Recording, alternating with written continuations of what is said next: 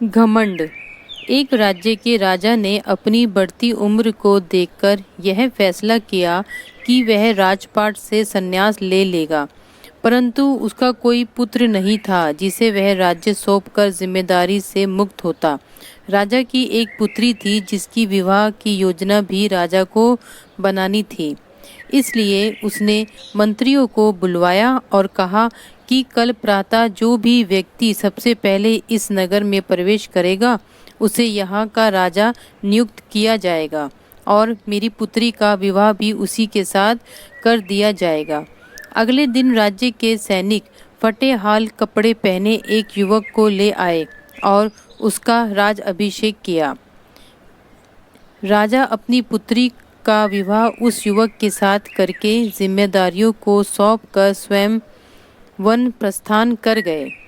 धीरे धीरे समय बीतता गया और उस युवक ने राज्य की बागडोर संभाल ली और एक अच्छे राजा की तरह राज्य की सेवा में लग गया। उस महल में एक छोटी सी कोठरी थी जिसकी चाबी राजा हमेशा अपने कमर में लटकाए रहता था। सप्ताह में एक बार वह उस कोठरी में जाता, आधा एक घंटा अंदर रहता और बाहर निकलकर बड़ा सा ताला उस कोठरी में लगा देता था और अपने अन्य कार्यों में लग जाता।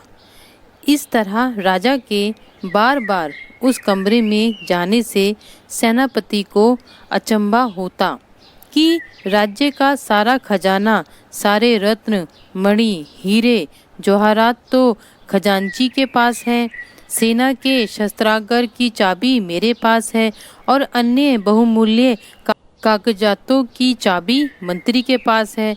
फिर इस छोटी सी कोठरी में ऐसा क्या है जो राजा यहाँ हर सप्ताह अंदर जाता है और थोड़ी देर बाद बाहर निकल आता है? सेनापति से रहा नहीं गया।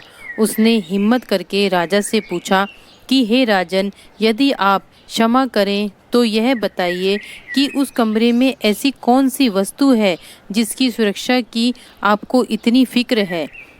राजा गुस्से से बोले, सेनापति, यह तुम्हारे पूछने का विषय नहीं है। यह प्रश्न दोबारा कभी मत करना। अब तो सेनापति का शक और भी बढ़ गया। धीरे धीरे मंत्री और सभासदों ने भी राजा से ये पूछने का प्रयास किया, परंतु राजा ने किसी को भी उस कमरे का रहस्य नहीं बताया। बात महारानी तक पहुंच गई और स्त्री हट के आगे किसी की भी नहीं चलती। रानी ने खाना पीना त्याग दिया और उस कोठरी की सच्चाई जानने की जिद करने लगी। आखिरकार विवश होकर राजा सेनापति व अन्य सभासदों को लेकर कोठरी के पास गया और दरवाज़ा खोला। जब कमरे का दरवाज़ा खोला तो अंदर कुछ भी नहीं था सिवाय एक फटे हुए कपड़े के जो दीवार की खूंटी पर लटका था। मंत्री ने पूछा कि महाराज, यहाँ तो कुछ भी नहीं है। राजा ने उस फटे कपड़े को अपने हाथों में लेते हुए उदास स्वर में कहा कि यही तो है मेरा सब कुछ। जब भी मुझे थोड़ा भी अहंकार आता तो मैं यहाँ आकर इन कपड़ों को देख लिया करता हूँ। मुझे याद आ जाता है कि जब मैं इस राज्य में आया था तो इस फटे कपड़े के अलावा मेरे पास कुछ भी नहीं था। तब मेरा मन शांत हो जाता है और मेरा घमंड समाप्त हो जाता है।